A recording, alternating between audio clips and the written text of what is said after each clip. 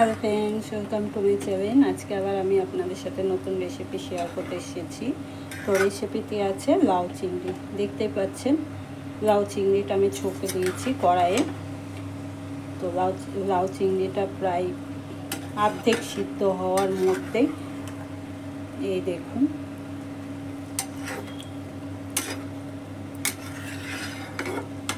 তো বন্ধুরা, আপনাদের কাদের কাদের লাউ চিংড়ি ভালো লাগে লাইক কমেন্ট শেয়ার করবেন এবং সাবস্ক্রাইব করবেন।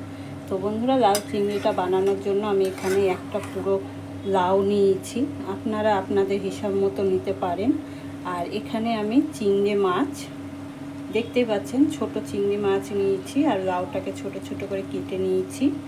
আর কড়াই সর্ষের তেল, 5 ফোড়ন, রসুন আর শুকনো লঙ্কা, পেঁয়াজ দিয়ে প্রথমে ভেজে নিয়েছি, তারপরে চিংড়ি মাছটা দিয়ে আবার ভেজে নিয়েছি।